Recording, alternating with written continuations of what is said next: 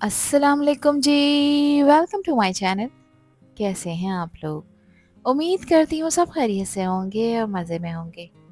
आज आप लोगों के साथ शेयर कर रही हूँ एक ऐसी रेसिपी जो अपनी सिंपलिसिटी और टेस्ट दोनों में लाजवाब है।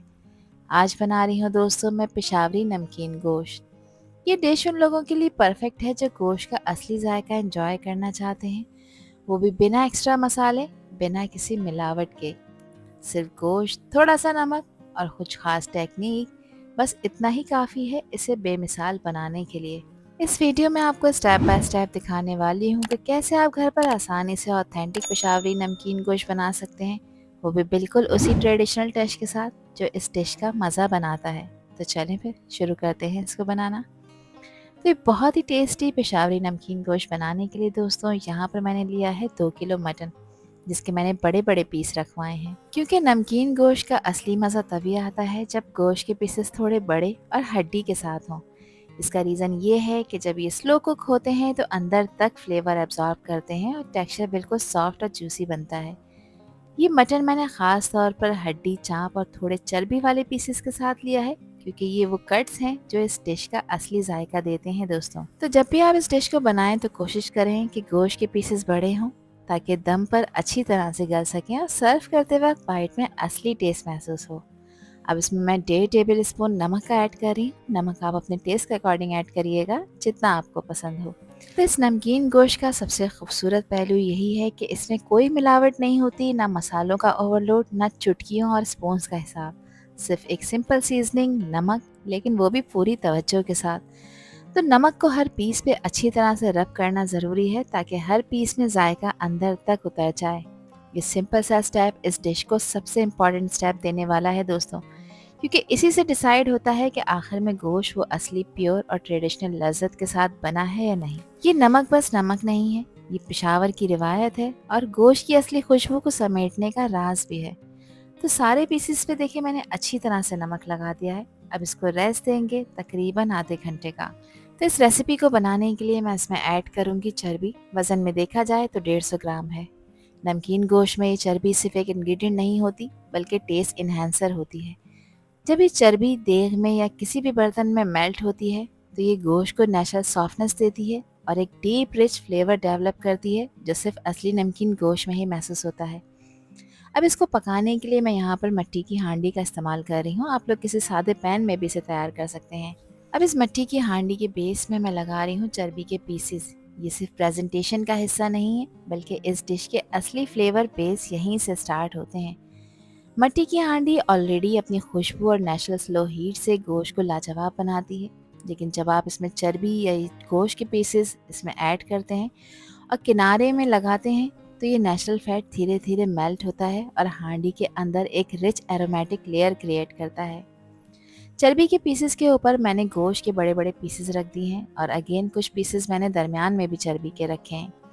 दोबारा से लेयर वाइज मैं इस पे गोश्त के पीसेस असेंबल कर रही हूँ। तो अगर आप चाहते हैं आपका नमकीन गोश्त सॉफ्ट भी हो, जूसी भी हो और असली पेशावरी टच भी आए, तो इस स्टेप को आपने मिस नहीं करना। अब यहाँ पर मैंने कुछ अदरक के पीसेस कट करके ऐड करे हैं, जो कि 4 से 5 हैं। एक मीडियम साइज़ की प्याज को छिलका उतार कर इसमें एज इट इज़ ऐड करना है, इसके पीसेस नहीं करने। अब इसमें शामिल कर रही हूँ मैं लहसुन की पोटलियाँ, जो कि 2 अदद हैं। इसको मैंने अच्छी तरह से वॉश कर लिया है। वॉश करने के बाद ही आपने इसमें ऐड करना है, इससे फ्लेवर बहुत कमाल का आएगा। तो नमकीन गोश्त में लहसुन को एज इट इज़ साबित डाला जाता है, ताकि अपनी खुशबू और माइल्ड टेस्ट गोश्त के अंदर तक छोड़े। अब इसमें शामिल कर रही हूँ मैं 3 मीडियम साइज़ के आलू, जिसको मैंने बहुत अच्छी तरह से वॉश और ड्राई कर लिया है और ये मैंने छिलके के साथ ही इसमें ऐड किए हैं। आलू आपने नमकीन वाले इस्तेमाल करने हैं। 4 से 5 बड़ी हरी मिर्चें मैं इसमें ऐड कर रही हूँ। ये कम तीखी वाली हैं, आप अपने टेस्ट के अकॉर्डिंग ऐड करिएगा, जितना आपको पसंद हो। अब इसमें शामिल कर रही हूँ मैं 4 मीडियम साइज़ के टमाटर। टमाटर को मैंने सेंटर में से कट करके इसमें ऐड किया है। पेशावरी नमकीन गोश्त की ख़ास बात यह होती है कि टमाटर को ना चॉप किया जाता है और ना ही मैश, बस इसी तरह से या तो साबित या सेंटर में से हाफ करके ऐड किया जाता है, ताकि अपनी नेचुरल खटास और लज्जत को धीरे धीरे गोश्त में रिलीज़ करे। 4 टेबलस्पून मैंने लेमन जूस ऐड किया है। अब आप चाहे 5 लेमन लें या 6 लेमन लें या 4 लेमन, बस 4 टेबल स्पून आपने इसमें ऐड करना है। 1 टीस्पून मैंने इसमें साबित काली मिर्चें ऐड की हैं और अब मैं यहाँ पर इसमें लगा रही हूँ आटा, ताकि हांडी प्रॉपर सील हो सके और गोश्त गल सके। आटा सिर्फ एयर को ही नहीं रोकता, बल्कि ये हर अरोमा, हर फ्लेवर को हांडी के अंदर तक महफूज रखता है। और जब ये हांडी दम पड़ जाती है तो अंदर का प्रेशर, गोश्त की स्टीम और चर्बी की खुशबू, सब कुछ इस बंद हांडी के अंदर आपस में मिलता रहता है। ये टेक्निक स्लो कुकिंग का असली नुस्खा है दोस्तों, जहाँ ना फ्लेम तेज़ होती है और ना ही मसाले, सिर्फ सब्र, सील और असली टेस्ट।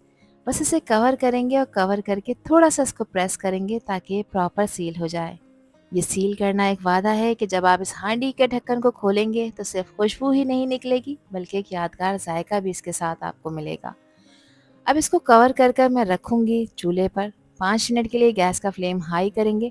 जब इसमें प्रेशर डेवलप हो जाएगा, स्टीम डेवलप हो जाएगी, उसके बाद फिर आपने गैस का फ्लेम लो करना है और बिल्कुल लो फ्लेम पे आपने इसको पकाना है 2 से ढाई घंटे के लिए। तो मैंने गोश्त के बड़े बड़े पीसेस का इस्तेमाल किया है, जिसे गलने में 2.5 घंटे तो लाजमी लगेंगे।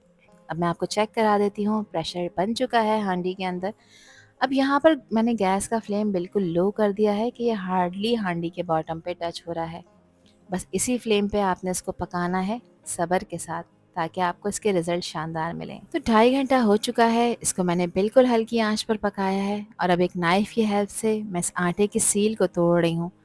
और बस देखिए, इतनी ज़बरदस्त खुशबू आ रही है और ये वो मोमेंट है जिसके लिए मैं वेट कर रही थी कि कब हांडी का ढक्कन खुले और अंदर छुपी हुई सारी मिठास, मसालों की हल्की खुशबू और गोश्त की नरमी एक साथ बाहर निकले। अब देखें, जो ये आटा इसके ऊपर मैंने लगाया था, इसको मैंने कट कर दिया है। इस आटे को इसके ऊपर से रिमूव कर देंगे।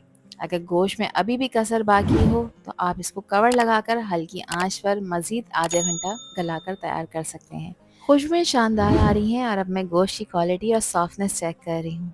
गोश्त यहाँ पर बहुत अच्छी तरह से नरम हो गया है। पेशावरी नमकीन गोश्त का सबसे बड़ा टेस्ट यही होता है कि गोश्त अच्छी तरह से गल जाए और हड्डी से अलग हो जाए, लेकिन अपनी असली टेक्सचर और मॉइस्चर को बनाए रखे। तो ये स्टेज पे काफ़ी गर्म है। यहाँ पे नाइफ से मैंने इसको कट करके मेक श्योर कर लिया है कि गोश्त टेंडर हो चुका है। अब ग्रेवी का टेक्सचर चेक करें, कितनी रिच और परफेक्ट कंसिस्टेंसी में तैयार हुई है, जो ना ज़्यादा पतली है ना ज़्यादा गाढ़ी। तो नमकीन गोश्त की खूबसूरती यही है कि ग्रेवी में मसालों का लोड नहीं होता, मगर हर बाइट में नेचुरल और बैलेंस फ्लेवर महसूस होता है। तो चलें, खूबसूरत सी डिश में मज़ेदार से इस नमकीन गोश्त को डिश आउट कर लेते हैं। गोश्त का हर पीस इतना नरम है कि बस आप इसे हल्का सा ही छू लेंगे तो ये फ़ौरन ही टूट जाएगा। और ग्रेवी ग्रेवी बिल्कुल बैलेंस, रिच और वो असली ट्रेडिशनल टेस्ट के साथ तैयार हुई है, जो आपको पेशावर की याद दिला देगी दोस्तों।